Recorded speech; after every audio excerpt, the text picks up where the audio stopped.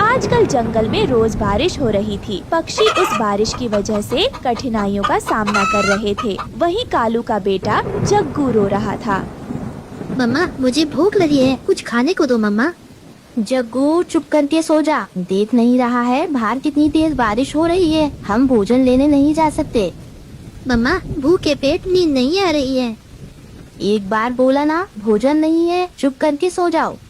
अरे गोरी, इसमें जग्गू का क्या कसूर? उसे इस तरह मत डांटो, बेचारा 3 दिनों से भूखा है। कालू जी, आप कैसे भी करके थोड़ा सा भोजन लेकर आए। गोरी, कल मैं गया था भोजन लेने, लेकिन हर तरफ बस पानी ही पानी है। जंगल में तो कहीं भी भोजन का नामो निशान तक नहीं है। मुझे पता था कालू जी, आप यही बोलोगे। मैं अपने बच्चे को और तड़पता नहीं देख सकती। मैं जा रही हूँ भोजन ढूंढने। गोरी, ध्यान से जाना, बाहर भूखे चील भी शिकार की तलाश में होंगे। तो क्या करूँ? चील के डर से ना जाऊँ? मरूं या जीऊं, मुझे अपने बेटे के लिए जाना ही पड़ेगा। गोरी कौवी अपनी जान की परवाह न करते हुए तेज बारिश में निकल पड़ती है। उधर रानो चिड़िया के भी बच्चे भूखे थे। मम्मा, ये देखो कुकू को क्या हुआ। कुकू चक्कर खाकर गिर गया है। हे भगवान, अब क्या करूं? मेरे बच्चे भूखे हैं। अगर जल्दी इन्हें भोजन ना दिया तो इनकी मौत भी हो सकती है। मैं ऐसा नहीं होने दे सकती। रानो चिड़िया कुकू के मुंह में बारिश का पानी डालती है। कुकू उठकर बैठ जाता है। कुकू बेटा, अब आपकी तबीयत कैसी है? मेरी तबीयत ठीक है मम्मा, पर मुझे भूख लगी है। हाँ कुकू बेटा, मैं जानती हूँ आपको भूख लगी है। भोजन न करने की वजह से आप दोनों को कमजोरी हो गई है। इसी वजह से आपको चक्कर आ गए। ऐसी बारिश में मैं कहाँ से भोजन ढूंढ कर लाऊं? दूर दूर तक जंगल में पानी भरा हुआ है। तो मम्मा, क्या हम बिना भोजन के मर जाएंगे? नहीं गुड़िया बेटी, मैं ऐसा नहीं होने दूंगी। आप कुकू का ध्यान रखना। मैं भोजन ढूंढने जाती हूँ। बच्चों, तेज बारिश हो या आंधी तूफान, मुझे भोजन ढूंढने जाना ही पड़ेगा। रानो चिड़िया भी भोजन ढूंढने निकल पड़ती है। रास्ते में उसे एक भूखा चील पकड़ लेता है। हो गया मेरे भोजन का इंतजाम। हो गया। कितने दिनों से इस बारिश की वजह से मैं भूखा था, लेकिन आज शिकार खुद चलकर मेरे पास आ गया है। छोड़ दो, मुझे छोड़ दो। भगवान के लिए मुझे जाने दो। मेरे 2 छोटे छोटे बच्चे हैं। मेरे बच्चे कई दिनों से भूखे के लिए भोजन ढूंढने आई थी।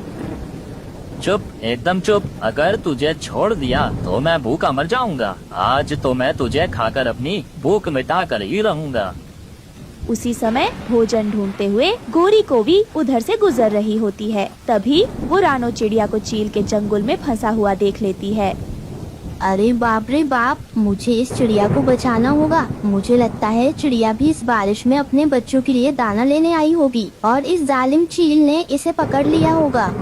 गौरी कौवी झट से एक मोटी लकड़ी से चील के सिर पर वार करती है। वो चील कौवी के वार को सहन नहीं कर पाता और वहीं बेहोश हो जाता है। तभी गौरी कौवी और रानो चिड़िया वहाँ से भाग जाती है।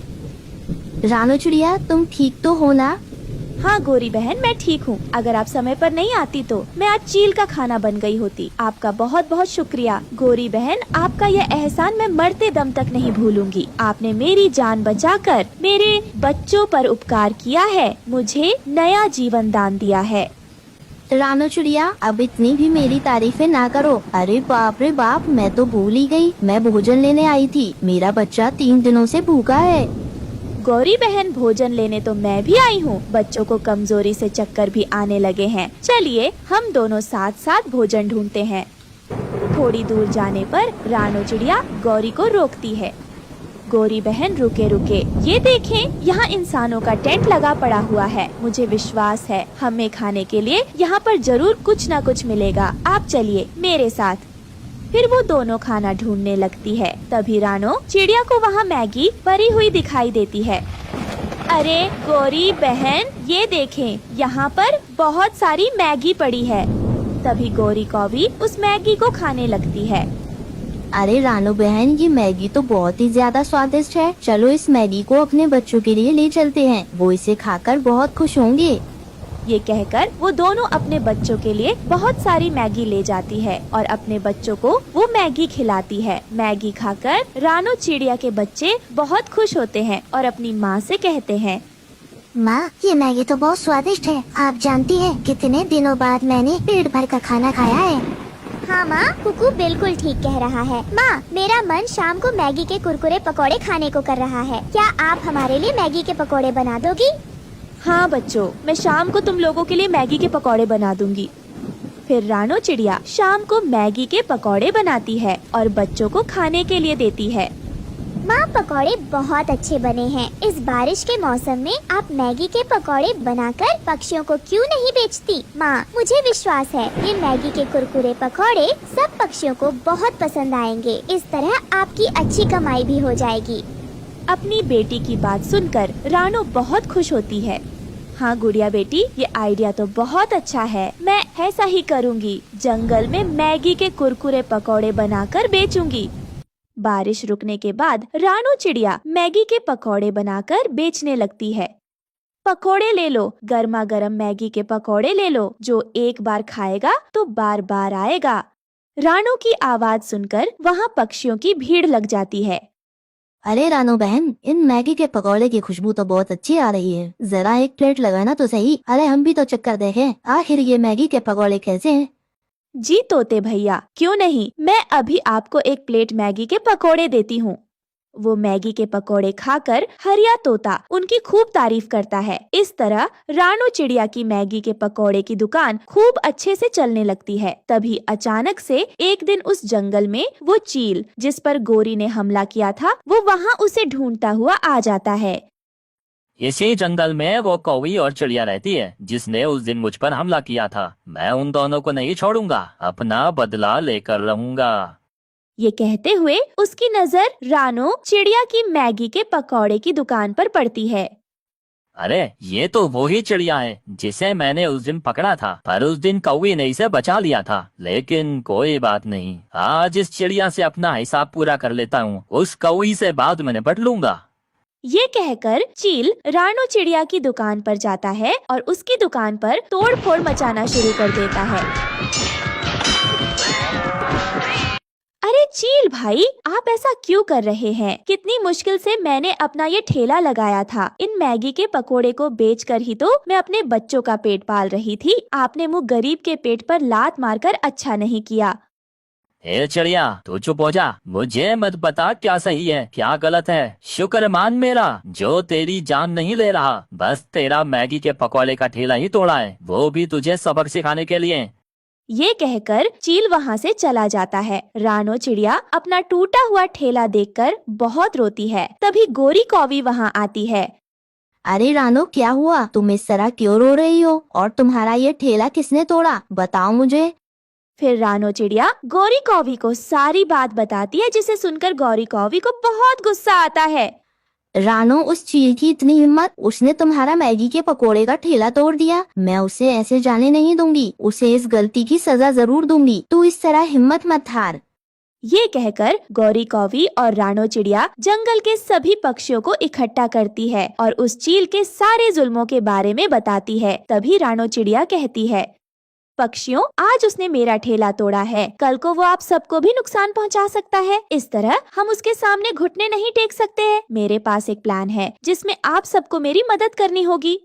फिर रानो सब पक्षियों को अपना प्लान बताती है, जिसे सुनकर वो सब रानो का साथ देने के लिए तैयार हो जाते हैं। अगले दिन वो चील गौरी को ढूंढता हुआ फिर से उस जंगल में आता है। तभी वो चील गौरी को नदी पर पानी पीता हुआ देखता है। जैसे ही वो उस पर हमला करने के लिए आगे बढ़ता है, तभी वो रानो चिड़िया के बिछाए हुए जाल में फंस जाता है।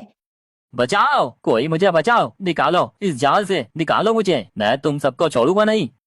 चील भैया, अब भूल जाओ कि तुम कभी इस जाल से बाहर निकल पाओगे। ये तुम्हें तुम्हारे गलत कर्मों की सजा मिल रही है।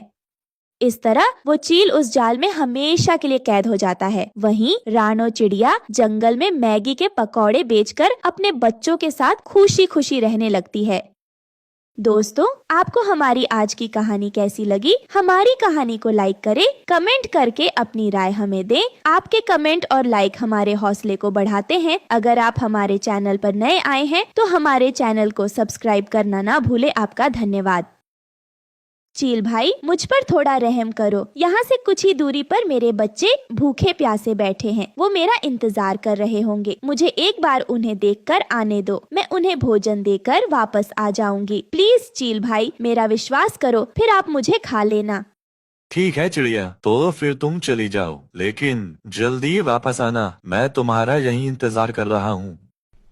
कश्मीर के एक जंगल में दो पति पत्नी रहा करते थे। कुछ दिनों बाद रानो चिड़िया 2 अंडे देती है। तब उनमें से 2 प्यारी प्यारी बेटी निकलती हैं, जिन्हें देखकर टुन्नू चिढ़ा नाराज हो जाता है और वह अपनी पत्नी से कहता है, अब इन बेटियों को बहुत सारा दहेज देना पड़ेगा और एक दिन ये अपने ससुराल चली जाएंगी, फिर बुढ़ापे में मेरा क्या होगा।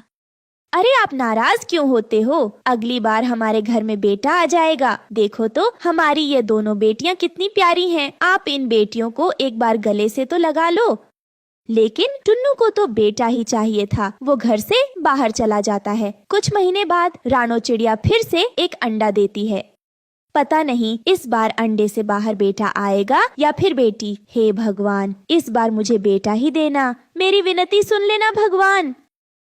रानो को इसी की चिंता सताने लगती है और वो काफी कमजोर पड़ गई और बीमार भी पड़ गई। जब इस बात का पता उसकी सहेलियों को चलता है तो वो उससे मिलने उसके घर आती हैं।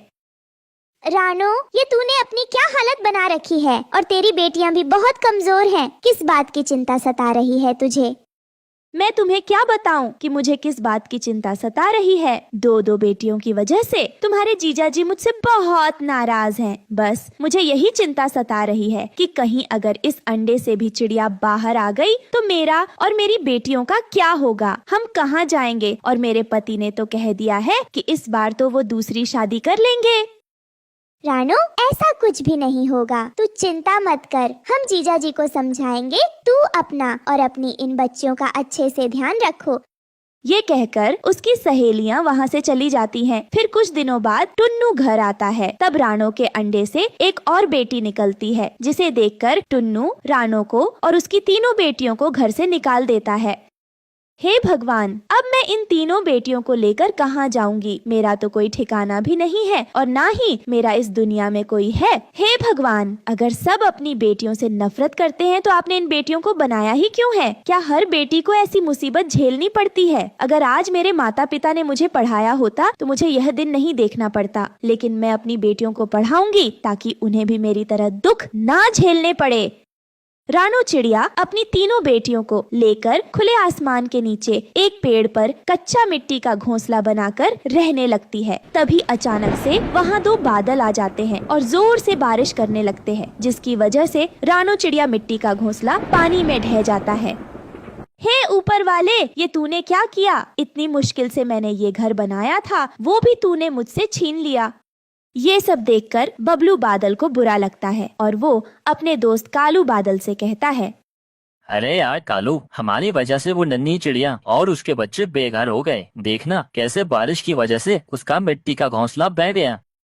अरे यार बबलू, इसमें हमारी क्या गलती? हमारा काम तो बरसात करना है। इन पक्षियों को ही अपना घोंसला पहले से मजबूत बनाना चाहिए। चल अब यहाँ से, हमें कहीं और जाकर भी बरसना है। वहीं बेबस रानो चिड़िया अपने बच्चों से कहती है, बच्चों, तुम तीनों यही पेड़ की डाल पर मेरा इंतजार करो। मैं अभी तुम्हारे लिए भोजन और घोंसले का इंतजाम करती हूँ। फिर रानो घोंसले बनाने के लिए तिनके ढूंढने लगती है। तभी कुछ दूरी पर उसे जमीन पर थोड़ा भोजन दिखाई देता है। जैसे ही वो भोजन के पास आती है, तभी पीछे से एक चील आकर रानो पर हमला कर देता है, जिसमें रानो बहुत घायल हो जाती है। चील भाई, मुझ पर थोड़ा रहम करो। यहाँ से कुछ ही दूरी पर मेरे बच्चे भूखे प्यासे बैठे हैं। वो मेरा इंतजार कर रहे होंगे। मुझे एक बार उन्हें देखकर आने दो, मैं उन्हें भोजन देकर वापस आ जाऊंगी। प्लीज चील भाई, मेरा विश्वास करो, फिर आप मुझे खा लेना। ठीक है, यही बात है तो तू जा। मैं तुझे थोड़ी देर के लिए आजाद कर रहा हूँ, पर जल्दी आना अपने बच्चों को भोजन देकर। मैं तब तक यहाँ तेरा इंतजार करता हूँ। और याद रखना, अगर तू वापस नहीं आई तो मैं तेरे बच्चों को भी खा जाऊंगा। फिर रानो चिड़िया जल्दी से अपने बच्चों को भोजन देने चली जाती है। तभी उसे रास्ते में बबलू बादल मिलता है। वो उससे पूछता है, क्या हुआ चिड़िया, तुम इतनी जल्दी में कहाँ जा रही हो और तुम्हारी ये हालत किसने की? बताओ मुझे। बादल भैया, मैं आपको क्या बताऊं, मेरे पति ने मुझे मेरी 3 बेटियों के साथ घर बाहर निकाल दिया। मैंने बड़ी मुश्किल से अपने लिए जैसे तैसे करके एक मिट्टी का कच्चा घोंसला बनाया, पर वो भी तेज बारिश में बह गया। मैं अपने बच्चों को पेड़ की डाल पर छोड़कर नया घर बनाने के लिए तिनके लेने गई थी। तभी उस दुष्ट चील ने मुझ पर हमला कर दिया। अब भी मैं उस चील से कुछ समय की मोहलत लेकर अपने बच्चों को ये भोजन देने और उनसे अलविदा कहने जा रही थी। ये सब सुनकर बबलू बादल बहुत दुखी होता है। रानो बहन, मुझे माफ करना, मेरी वजह से तुम्हारा वो मिट्टी का घर बह गया। मुझे बिल्कुल भी पता नहीं था कि उस कच्चे घर में तुम अपने बच्चों के साथ रह रही हो, वरना मैं वहाँ कभी बारिश नहीं करता। लेकिन तुम परेशान मत हो, मैं सब कुछ ठीक कर दूंगा। रानो, मैं तुम्हें रहने के लिए एक जादुई फलों का घर दूंगा, जिसमें तुम अपनी तीनों बेटियों के साथ आराम से रह सकोगी। ये कहकर बादल रानो चिड़िया को जादुई फलों का घर देता है, जिसे देखकर रानो चिड़िया बहुत खुश होती है। वो घर तरह तरह के फलों से मिलकर बना होता है। बादल भैया, आपका बहुत बहुत शुक्रिया जो आपने हमें ये जादुई फलों का घर दिया। मैं आपका ये एहसान कभी नहीं चुका पाऊंगी। फिर बादल वहाँ से चला जाता है और रानो चिड़िया अपनी तीनों बेटियों के साथ बादल के दिए हुए जादुई फलों के घर में रहने लगी। वहीं दूसरी तरफ चील जंगल में रानो का इंतजार करते हुए थक गया और गुस्से में उसे ढूंढने के लिए निकल गया। इस चिड़िया ने मुझे धोखा देकर अच्छा नहीं किया। अब मैं इसे और इसके बच्चों को भी जिंदा नहीं छोड़ूंगा। थोड़ी दूर चलते ही चील को एक फलों का घर दिखाई देता है। अच्छा, मुझे लगता है इसी घर में वो चिड़िया रहती है। अब मैं उसे बिल्कुल भी छोड़ूंगा नहीं। ए चिड़िया, मैं जानता हूँ तू इसी फलों के घर में रहती है, इसलिए अच्छा रहेगा तू खुद घर से बाहर निकला, वरना मैं तेरा घर तोड़ दूंगा। चील, तुम यहाँ से चले जाओ, मैं इस घर से बाहर नहीं आऊंगी। अच्छा, तो तू ऐसे नहीं मानेगी। रुक, मैं तेरे घर को ही तोड़ दूंगा।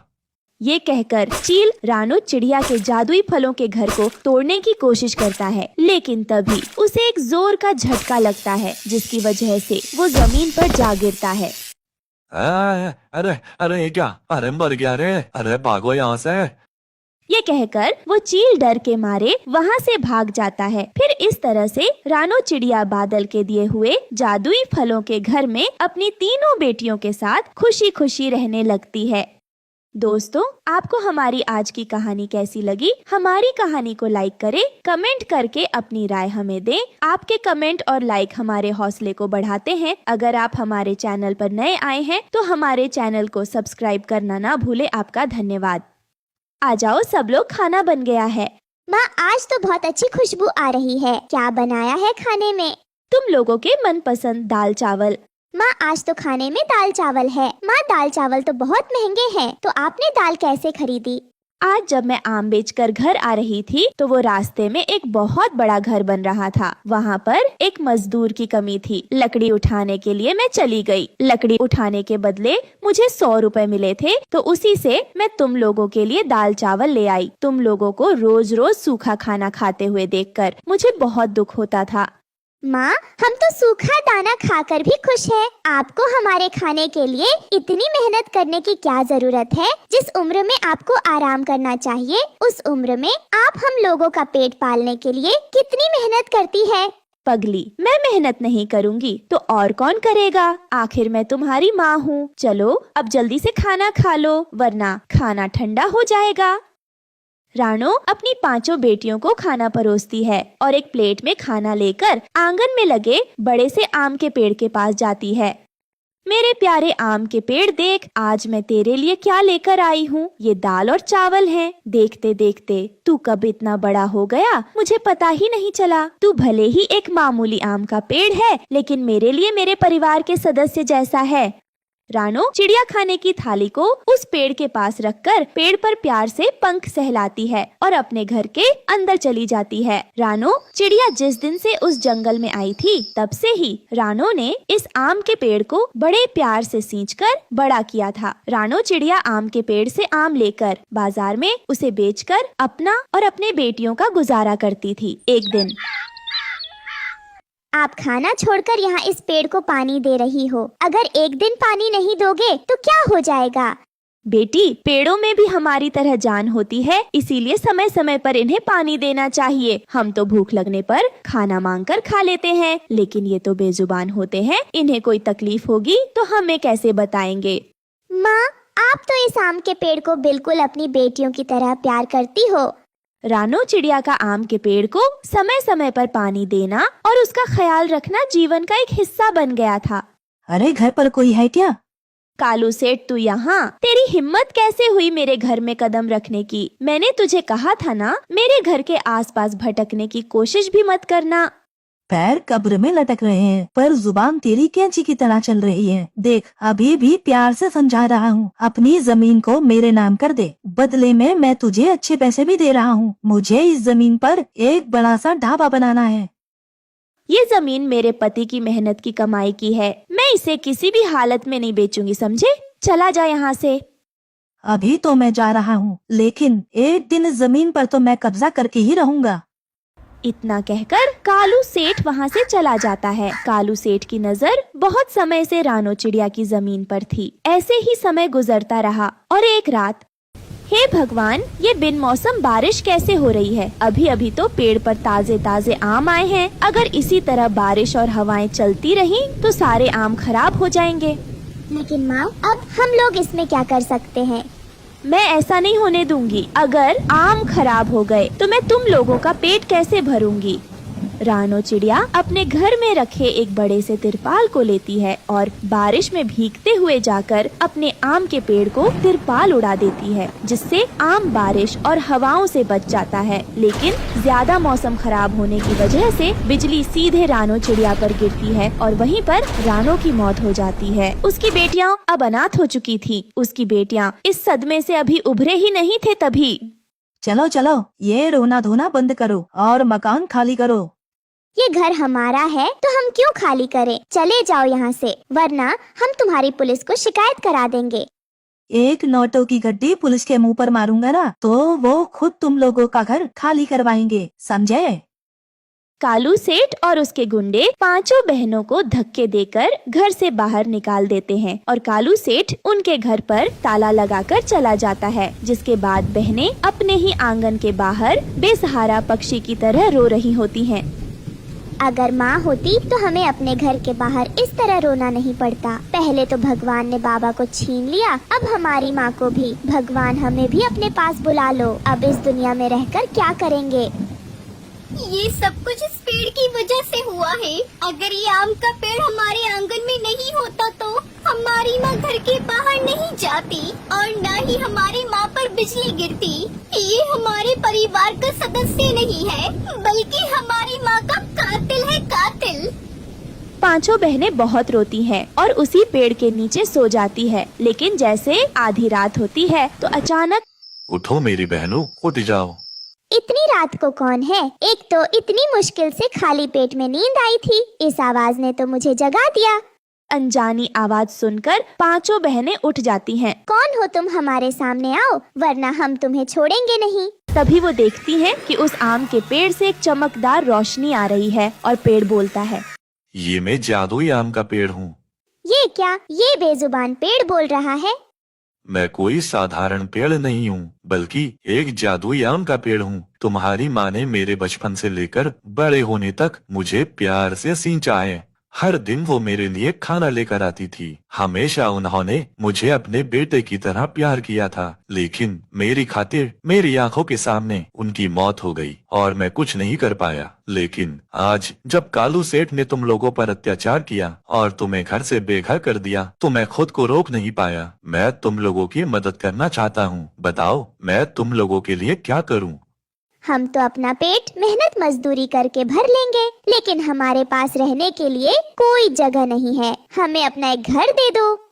ठीक है, मैं अपने जादू से आम के पेड़ से एक आम के घर में बदल जाऊंगा। लेकिन एक बात याद रखना, ये घर रात में ही रहेगा। सुबह होते ही मैं फिर से आम का पेड़ बन जाऊंगा और रात होते ही फिर से आम का घर।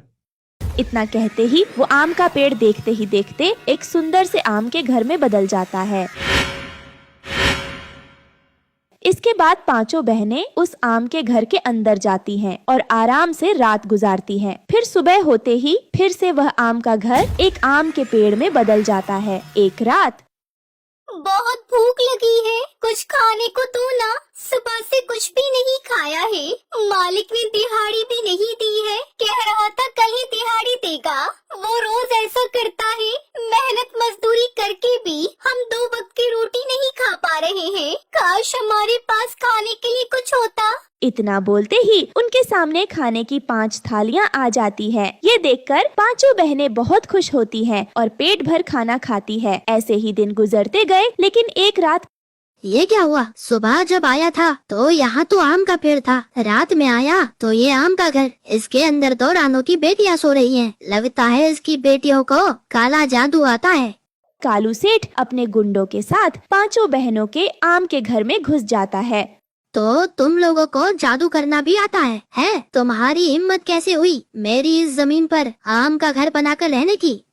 कालू सेठ के इतना बोलते ही अचानक उन गुंडों के ऊपर आम की गुठली की बौछार होने लग जाती है। लगातार आम की गुठली उन पर पड़ते रहते हैं, जिससे वो सभी घायल हो जाते हैं और कालू सेठ अपने गुंडों के साथ वहाँ से भाग जाता है। जो जैसा करता है वैसा भरता है। हमारी माँ के अच्छे कर्मों की वजह से हमें ये जादुई आम का घर मिला और आज जादुई आम के घर की वजह से हम लोग बच गए। अब गुड़िया चिड़िया और उसकी बहनें उस जादुई आम के घर में खुशी खुशी रहने लगती हैं। प्यारे दोस्तों, इस कहानी से हमें यही सीख मिलती है कि हमें कभी लालच नहीं करना चाहिए। दोस्तों, आपको हमारी आज की कहानी कैसी लगी? हमारी कहानी को लाइक करें, कमेंट करके अपनी राय हमें दें। आपके कमेंट और लाइक हमारे हौसले को बढ़ाते हैं। अगर आप हमारे चैनल पर नए आए हैं तो हमारे चैनल को सब्सक्राइब करना ना भूलें। आपका धन्यवाद।